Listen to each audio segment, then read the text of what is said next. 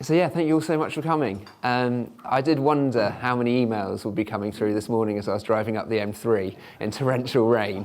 And the other thing I was thinking through as I was driving through a flood, and I've got an electric car, is what's the deal with electricity and water? This really doesn't seem a particularly good thing. But yeah, so thank you all so much for making the effort to come along this morning. Sort of two parts to this seminar. One is talking about how you might incentivize your staff, so this is and the things to think about. It's a topic which I talk about quite a lot with people. I find it really interesting. As I was writing my notes, I was like, oh, half an hour. We're only going to scratch the surface, but I suppose that's the point of a seminar. I want you to come to Philips and talk to me more about it. You're then going to have Sarah talking about all the changes which are coming up in employment law, a slight recap of what's happened today and then what's happening next.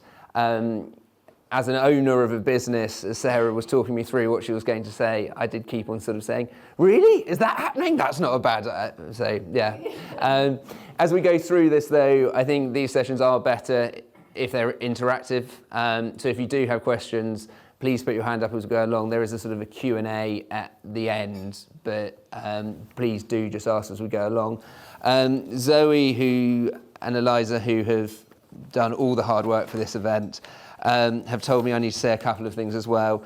We are filming this because a few people have asked, who didn't want to come in person, have asked for a recording. And Barnesgrove are also taking some photos as well. So if you don't want to be any type of photo, please could you let someone from Philips, so we've got coral rather than black ink, know, and then we'll make sure that your picture's not in anything. So here we go. Incentivizing employees with shares and what you need to start to think about. And it is a topic which I think lots of people come to me and say, I'm going to give someone some shares. And that's great. And I think, I'm going to get some work and get some fees out of this. But actually, the first thing I say to people is, well, let's come in and talk about it, because is it the right answer? And quite often we end the meeting and I don't have any work because you want to get the right answer for the person. And I think a lot of this, you need to be looking at the big picture and what you're trying to achieve as a business going forward.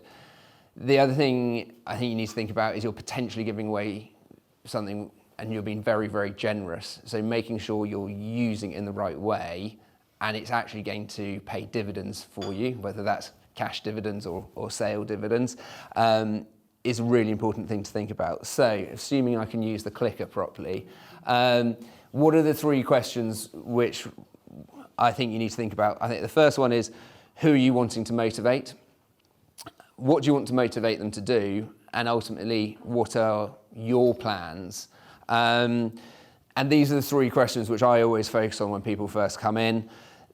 No one question is more important, and you need to look at them all to work out what might work for you.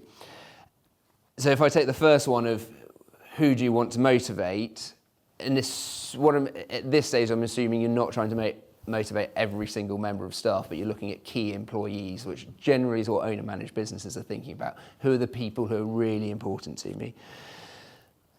So I've got sort of three people I'm thinking about here who I've made up yesterday. So we've got a woman who's 38, she's got 2 children, she's got loads of nursery fees at the moment because she's working full-time for you, and then she wants to send her children to private education. We've got an MD who's in his late 40s. He's come in, he's got 10-year play. He wants to grow your business and help you professionalise it. And then you've got an employee who's been with you for 15 years, and all that person really wants to say is, I'm part of this business, I'm a shareholder in this business. So for each of those three people, what's going to make them stay in their job is probably going to be quite different. So if we're talking about the lady with her 2 children and spending lots of money, saying to her, I'm going to give you a load of shares, which might give you some value in 10 years, is probably not going to make her stick around. The person in their late 40s might be thinking, some shares here are quite good, and actually we're thinking ultimately about an exit in the future. And the employee of 15 years what we might think about, some of the things which we'll talk about as we're going forward, are sort of options over shares, so the right to own something in the future. That's really not going to incentivize that individual, because they want to turn up to an event like this and say, I'm one of those owners. So that's where I think you really need to think about, who are you trying to incentivize? And as you think that through, the answer which you come to will be different. And it might be that you, if you're having all three of those people in the business, you have to do a sort of a combination of different things. And that's why when you're looking at incentivizing, I don't think you want to be thinking just about shares. So what are we trying to motivate them to do? What's important to your business right now? So growth, are you wanting to grow your business? Are you wanting just to maintain the ship? If you're never thinking about selling, is it much more about profitability because you want to be getting more money to come into your pocket? How important is that sort of the financials, but what about culture? What about retaining staff? Are there any specific projects which you want them to hit?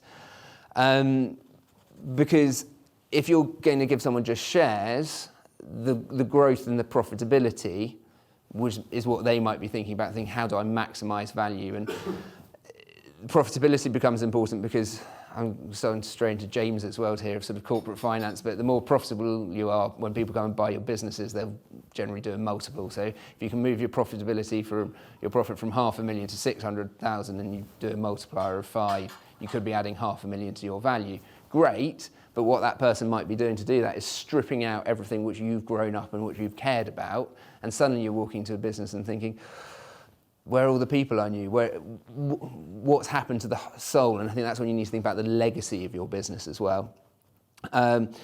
Profitability, short-term profits. And so the bit here which I think you then need to be thinking about is, if we're going to add in shares, what are the other things we want this person to achieve to make sure we are having them deliver what you personally want them to do, and having those clear objectives, because we can add in targets, etc., into the various shares.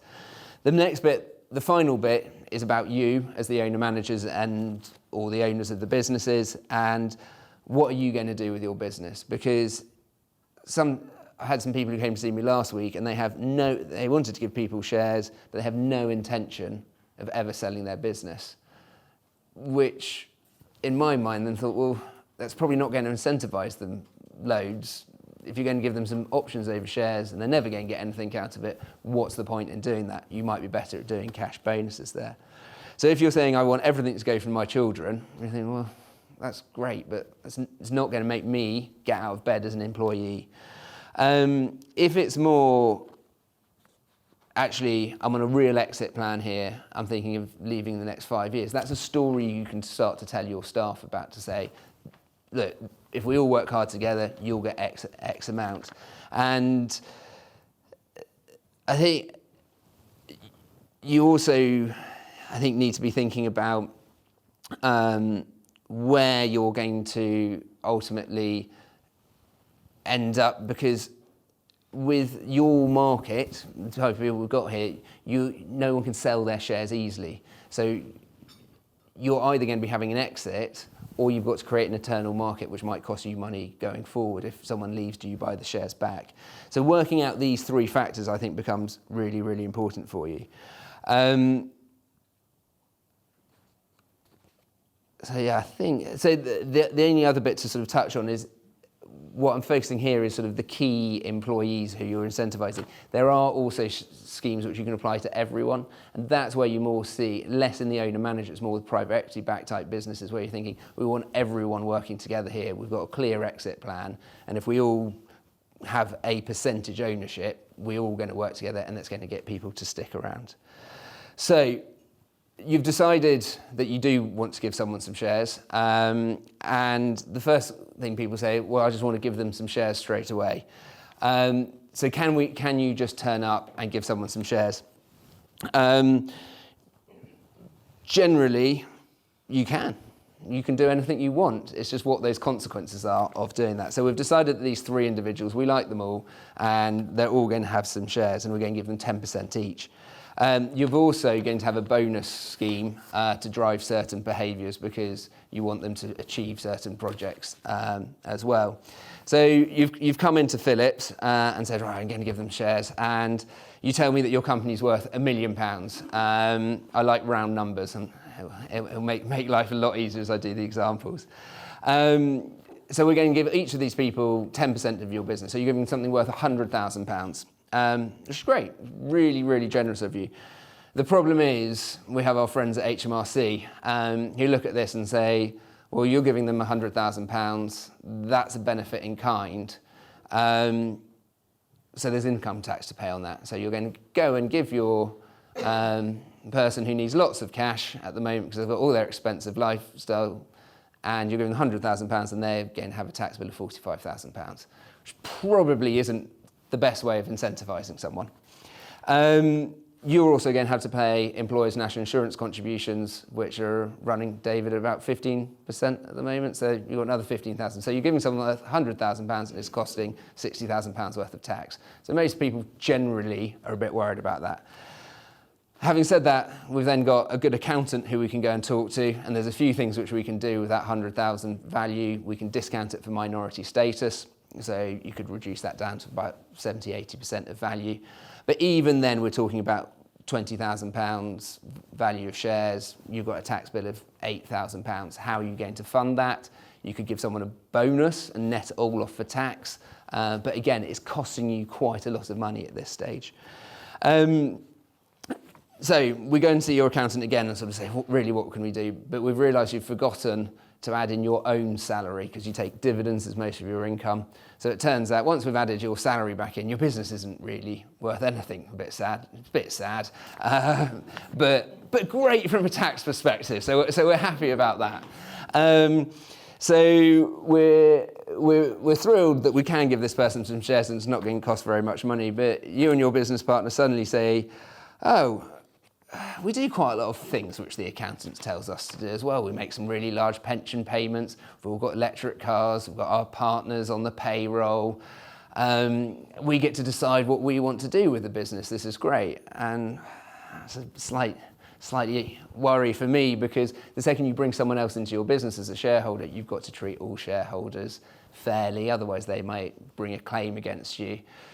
So that's just something to really think about. If you're bringing someone else into a shareholder, what's that knock-on effect of the way which you've set up your company? And we talk it through, and you can have different classes of shares to pay different dividends, and you pay yourself a salary. So there are bits you can do. But if you're thinking about the exit point, which a lot of the incentivisation with shares in my mind does come back to that exit, personally, and some accountants really love lots of different classes of shares with paying everyone different salaries. I don't, because I think HMRC might come along and sort of say, what's going on here?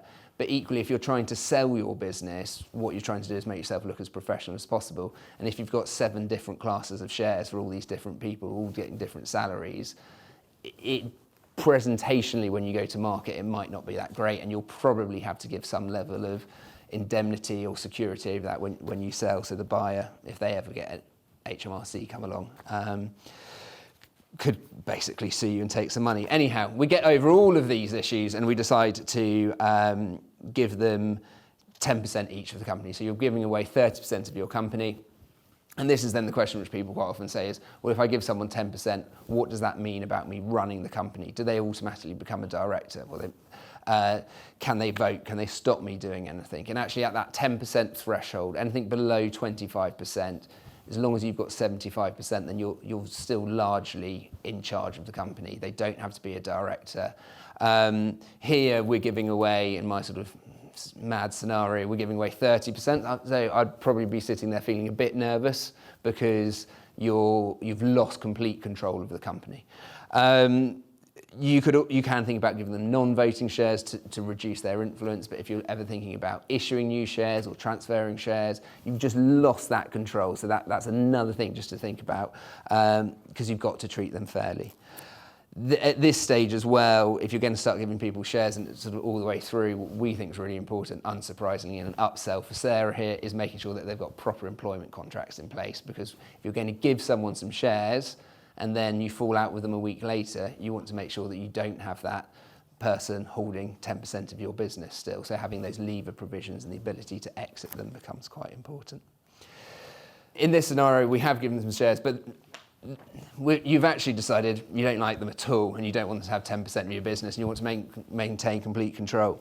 So we're not going to give them shares.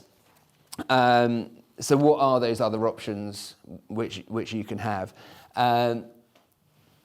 So there's EMI options which will hopefully, from quite a few of you, work quite nicely if you wanted that. Where EMI options don't work, we tend to move towards these things called growth shares. And then I've got that others, because there's quite a lot here which you can talk about, and I'll sort of briefly touch on those. So EMI options, these are enterprise management incentive options, which are incredibly tax efficient. They're very rule based, and if they work for you, they can be brilliant. So I'm about to go into a world of using lots of phrases which I feel comfortable with, but after an hour's meeting with clients, my head starts to hurt. So I appreciate some of these are going to be a bit annoying for you. But what you're going to do is you're giving someone an option to purchase shares at a future event at a fixed price. So you're not giving anyone shares at all. So the first thing you would do is you would grant them the option. That's the first phrase. So you say to them, here's 100 shares, you're going to pay £5 per share, and we're giving you that contractual agreement that in the future you can buy those shares. So when you give those shares to these people and you grant, the option, slip of the tongue. So you grant the option and there's no tax at this place because you're just giving them a contractual right to something. There's then this thing called vesting. So this is when can they start to exercise the option. And the exercise basically means when can they buy those. And what's great about EMI options is they are flexible, so you could have time vesting. So you could say, if you stick with me for 3 years or 5 years, then at that point, that's when you get the right to purchase the shares. You can also build in certain performance targets. So you might say, we want the company to be running at profitability of 10% increase in profit for the next 5 years, and each time you hit one of those, you have the right, you will vest. So you don't have to go over the way everything straight away.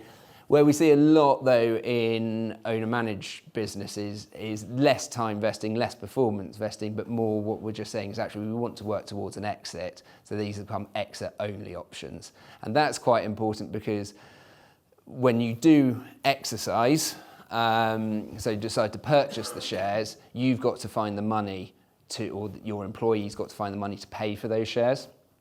So let's say they need to find £10,000, they'll have time to save that if they wanted to. But once they've bought those shares from you, generally, they can't sell them to anyone. So someone having to use their savings to buy some shares, people aren't that keen about. So the exit only, from our perspective as owner managers, is quite good because you're not going to have the employee having to find the money. They're not going to become shareholders whilst you're only. But at exit, when you sell, that's when they have the right to purchase the shares. You issue the shares to them at that stage, and you do a sort of a cashless exercise. So they never pay any money to you, but you just take all the money, all the tax out, and then they get a lump sum once you've sold the business. So they will own those shares for less than a second almost, because basically I write a bunch of, as we do the transaction completion, we write a date. So that's what's really good here is that the only point they pay tax is at the end when they actually sell their shares. So just as sort of how does this all work? So here's the exercise price is £5. The option's over 100 shares. So they buy the shares for £500. They then immediately sell them for 50,000. They've got a gain of 49,500. They then should get business asset disposal relief, which you used to know as entrepreneurs relief.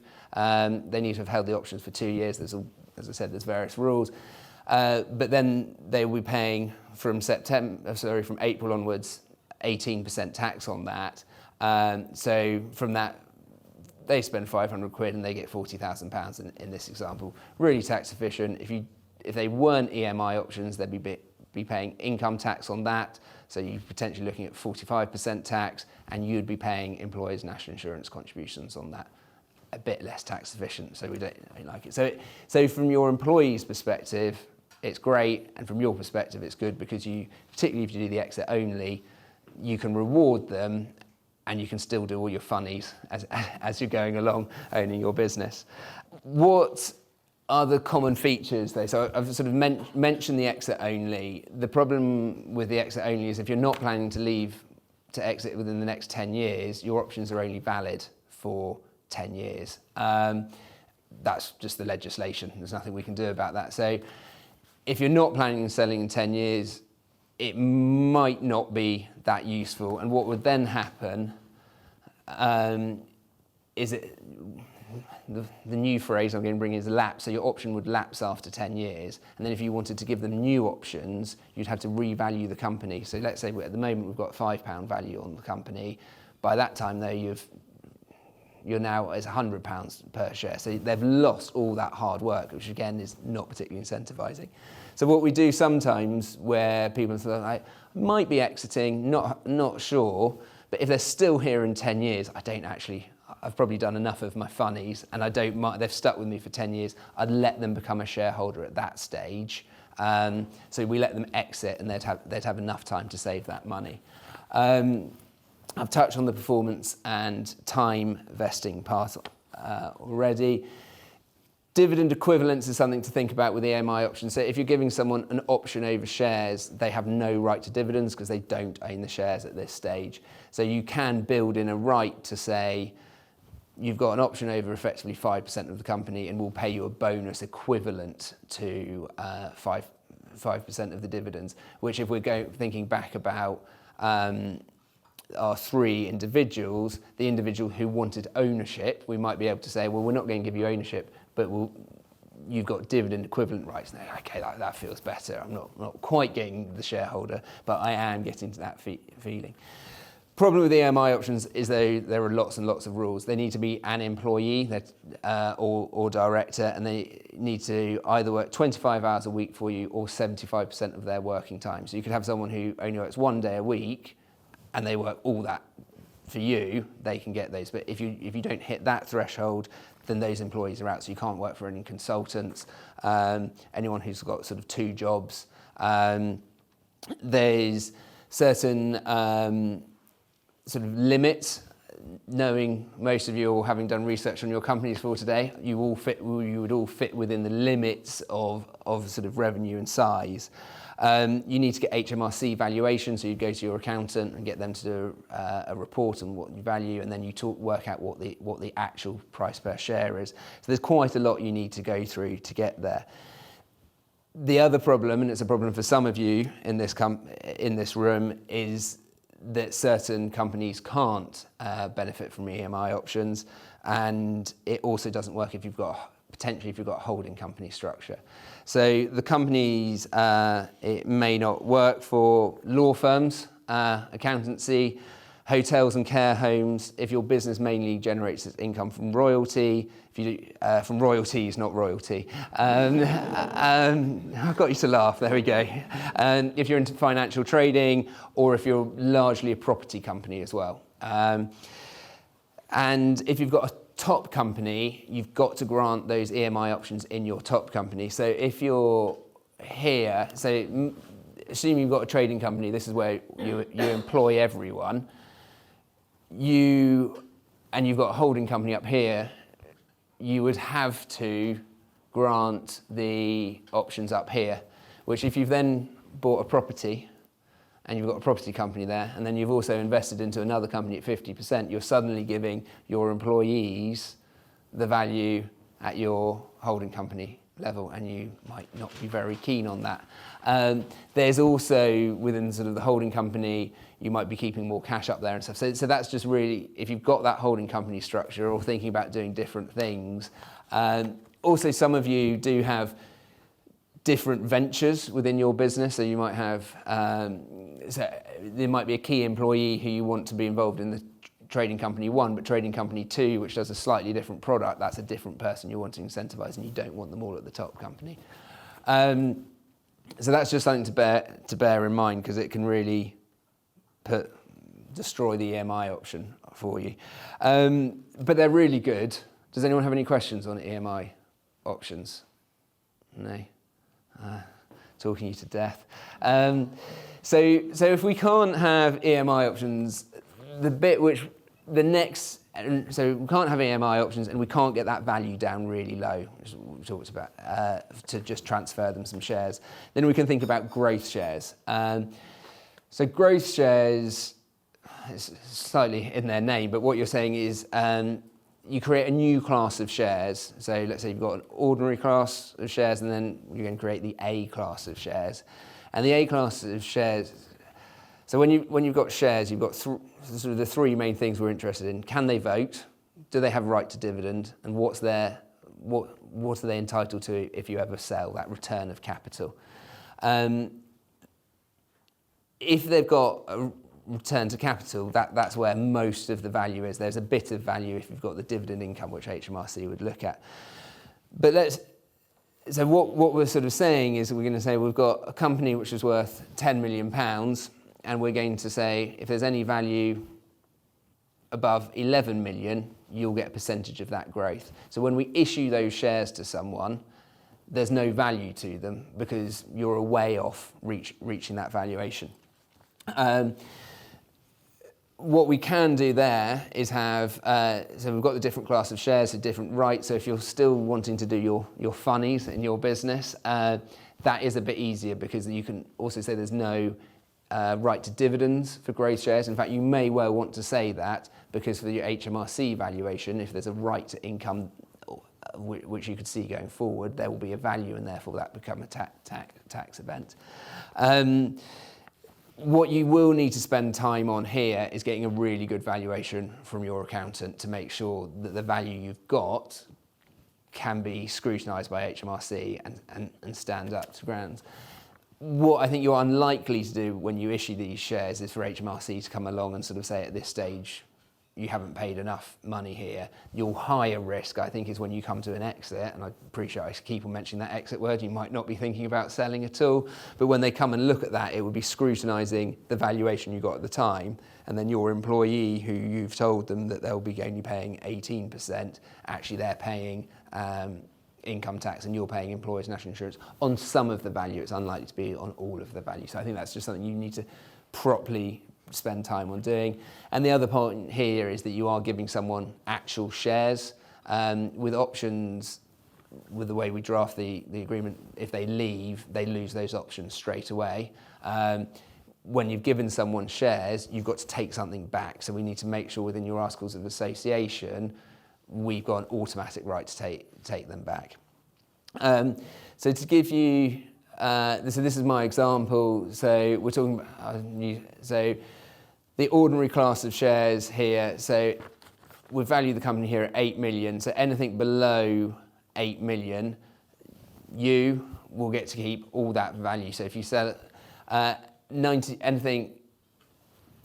if you sell between 8 million and 12.5 million, you get 90% of the value. And if you sell between 12 million but below 20 million, then you're going to get 80% of that value. The A ordinary shares, they start taking some of that value here. So anything above 8 million, they're getting 10% and then 15. And then I've created a B ordinary because I think quite often when you're thinking about growth shares, you might have two key individuals, say, in your business now, but you need to make sure you're thinking for the future because you don't know who you're recruiting yet, who's coming in next. So this is where you can end up with sort of tiers of growth shares. And so I've brought in the B here. So these people are coming when we've got the business up to 12.5 million. And then we've still got 5%, and then they'd get some value over 20 million. So what does that look like in terms of sort of payout without the employees having to pay anything really for their shares? Well, if you sell for 5 million because everything's gone backwards because AI has destroyed your business, then you get to keep all that money. So you as an individual aren't giving away anything because your company's worth at 8 million. Here we've actually sold it for 10 million. So those two people, they get 10% of the growth from 8 million. So you get the 9 million and they get 200,000. And as it goes up, they get more money. So it's quite a good way of forcing growth, if you want to. It's tax efficient. It also works really well for property companies, if anyone's got their own property company, because I'm going to touch very briefly on business property relief, but from an IHT perspective, if you've got some properties which are worth a certain amount and you're wanting to give shares to your children, if you give them shares in a property company, that's a taxable event. But if you give them growth shares, you don't reduce your IHT liability, but the future growth can sit there. So growth shares do work well, but you need to have that valuation. The other good thing about giving someone shares to a certain degree is, and this is where we start thinking about restrictive covenants and sort of how we protect your whole business, but when someone's a shareholder, you can give them it's more likely that your restrictive covenants post-termination are going to be enforceable, because as an employee, you've got not much of a choice. You're given an employment contract and you've just got to sign it. You've got a choice whether you have a shareholders agreement, or whether you take shares and whether you enter into a shareholders agreement. I'm being told I've only got 5 minutes left. I need to get talking quicker. So here is another way. If you're bringing someone in, you could be saying, actually, you might be able to get them restrictive covenants against for 2 years. So it is a helpful thing to work through rather than a year if they're an employee. But I'm straying into Sarah's area, so I need to stop talking on that.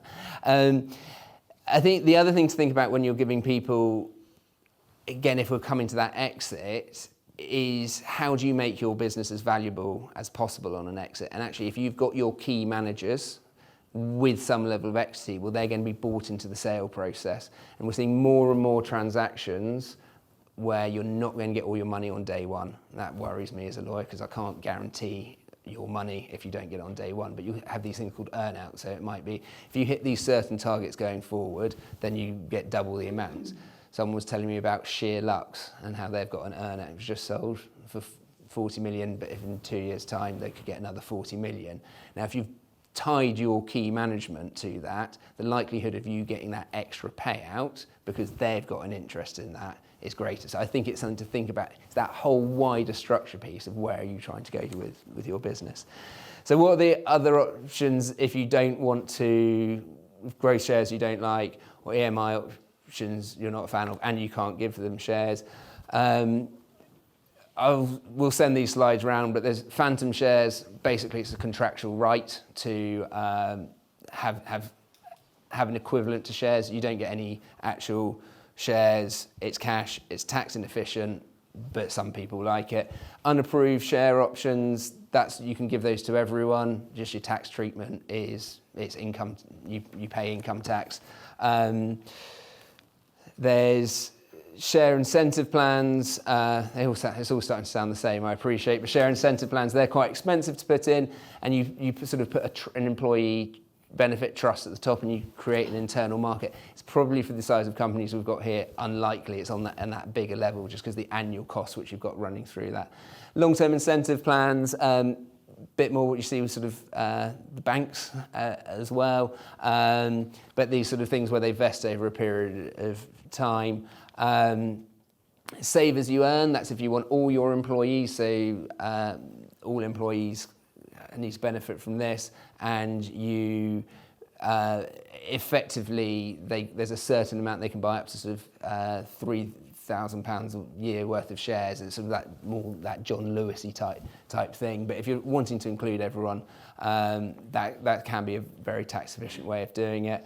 And there's C-stops as well. I'll send you some notes on all of these because I haven't got time to talk about all of them. So in terms of bringing it all together, I think you need to look at your business as a whole, what you're planning on doing, what you want them to achieve.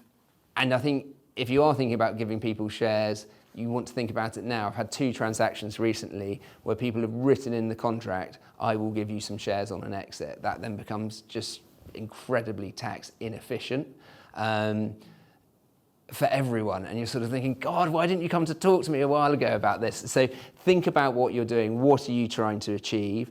If you're looking at doing cash bonuses, when do you pay those? How do you make people sticky? That's what we're doing. We're sort of being generous, but basically we want people to stick around. So do you do payments for your senior management that they get 50% of their bonus in year 1 and 50% in year 2, which just means they've always got a bit of cash and therefore they're less likely to go and take that other job. Whatever you decide to do, I think making sure you spend time to deliver it as well as possible, because you are giving something really generous. And you sort of see, particularly on the company-wide schemes, there's this like, here's your option, there's some wording on it, go away. You're not really selling the story of how that value is there for that person. If you're not thinking about selling at all, then that's where I think you need to be looking more at that cash bonus and that sort of long-term incentive. But you may still want to put something in place just in case you do sell and you want to reward that person. You don't want to end up with that horrible tax inefficiency.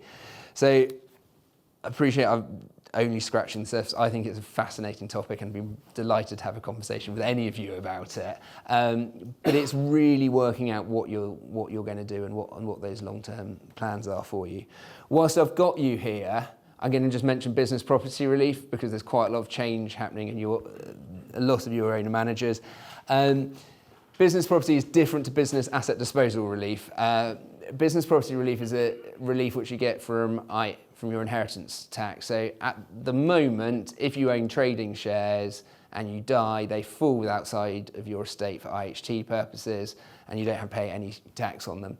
From the 6th of April, they're putting in a cap to this. This is all a bit like the agricultural property relief, but no one talks about the business disposal relief because we don't have as good a union. So you're going to have a value of 2.5 million. But you can transfer that to your spouse. At one stage it was going to be 1 million and it was non-transferable. So if your company is worth more than 5 million and you own more than 50% of it, this is where you want to start thinking about, is there anything which we need to be thinking about, because your inheritance tax position is going to change. Over the 2.5 million, you're only paying 20% IHT, not 40% IHT. But it's a topic which we're talking to lots of people about. And again, I'd be very happy to have a conversation with anyone about it, because I think it's something you need to be aware of. And even if you're not worth this amount now, it's something worth bearing in mind and talking to your accountant. And the rules might all change in a few weeks' time. You never know. So don't rush into anything too much. Any questions at all? I'll go with Paul at the back. The Chancellor picked up on starting to tax employee ownership trusts at, I think, 10% instead of completely free of tax. Does EOT, is that sort of somewhere in the list towards the end there, or is it a separate subject that you hope not to bring up because you didn't have time? It's a separate subject because it's when that exit happens. It's a way you can exit. So sort of employee ownership trust is where you sell to a trust which is owned by your employees. It's sort of the employee-led businesses which you used to not pay any capital gains tax on it. And therefore people really liked it, but now they have tightened all the rules on that. If you've got employee ownership trust, one downside to those is that they have to benefit all employees, not all the same amount, and therefore some people might want to be selling to their management team, and if you've given your management team some shares or they've got an option, then it reduces the ultimate cost to them. So there's loads of changes on that, which is potentially making them less attractive, because your business has also got to continue trading for 5 years after you've sold, otherwise they can claw that tax bit. So, and you have to have less control, so it's a bit more risky, and quite often you get less money if you sell to an EOT. James. I've got a couple of questions. So number one is, irrespective of the share route that people go down, EMIs, issuing shares, from your perspective legally, on the buy side, through an exit situation, how likely, how important is it that these things are implemented properly, and how much scrutiny would you give it on the buy side? And my second question is, where you've come in and a share option scheme is in place and you're reviewing it, what common pitfalls do you see where things haven't been done correctly, and how can people avoid those? Do I think people should do it properly? Yes, of course, and they should use Philip's law. There are no law firms available. Yes, I think looking at that, making sure if you are going to, with all of these schemes, if you're giving anyone shares, you need to be looking at your articles of association and making sure you've got these things called drag-along rights, because you're losing control over your business. So you want to be able to force that person to sell, and you don't want anyone holding you a ransom. I had a deal just before Christmas. Guy had given his children, 6 children, 5% of the shares each. Buyer really wanted them to sign all the SPA to make sure they're signed up to everything. And one of the sons just flat out refused and sent me an email the day of completion saying, I now won't look at my emails till January, which put the whole thing in jeopardy. We did manage to, he did sign, I was pleased by the end of the day, but it was incredibly stressful. So making sure you've got everything in place to force that through, or that your buyer's well aware that you might have someone who might not sign. So those drag are really important. I think with EMI options, the bit which we've seen coming up quite a lot, where people, because there are quite a lot of template businesses where you can get this vested, probably I can't think of any others off the top of my head, but they're quite often sold EMI options as a commodity, which you can buy, download templates, but actually then reading through what that happened, I think is quite important, because a lot of the draft is if you die, that I always end up talking about death, at least I haven't made anyone divorced, that's my other topic, but if you die, then the estate quite often has an automatic right to purchase, to exercise the options at that stage. And if you don't have any lever provisions in your articles, you can suddenly have sort of the estate of a deceased employee owning a small percentage of your company. And so there's those little things. So it's just reading through and making sure it works for your business and what your plans are to do. And I think a lot of the time, which the value I think which we add, or lawyers add, is actually having those conversations with you to extract that out and talk about where you're trying to end up. Anyone? Oh, I've got a thumbs up, so I'm allowed to sit down. Is that right? Fab. Thank you very much, and over to Sarah.